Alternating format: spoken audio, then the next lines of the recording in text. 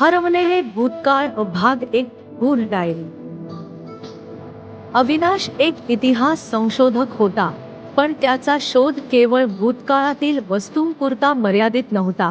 तो सत्याच्या शोधात होता. त्याला जुन्या वस्तू गोळा करण्याचा छंद होता. एके दिवशी त्याला एका भंगाराच्या दुकानात एक जुनी डायरी सापडली. ती फारच जुनी वाटत होती आणि त्यावर सुवर्णाक्षरात कोरलेले होते, राघव देशपांडे 1890.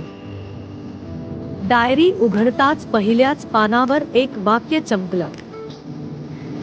जर ही डायरी कुणाला सापडली तर त्याने सावध राहा, कारण मी जे काही शोधलं ते तुमचं आयुष्य बदलू शकतं. अविनाश अधिकच उत्सुक झाला. त्याने पुढचं पान उघडलं आणि त्याला एक पत्ता दिसला. काळेश्वर वाडा, सातारा. डायरीच्या मागील पानावर मात्र काहीतरी वेगळंच होतं. त्या पानावर कोरलेले होते, देवाच्या प्रकाशापासून लपलेलं सत्यच सर्वात गूढ असतं, पण जो विश्वासाने त्याच्या दिशेने चालत राहतो त्याला सत्याचा प्रकाश मिळतो. अविनाशच्या अंगावर शहारा आला. कथा इथेच थांबते, पण प्रश्न राहतोच, खरंच असं झालं असेल की यामागे अजून काही गूढ लपलं आहे? पुढील भाग लवकरच.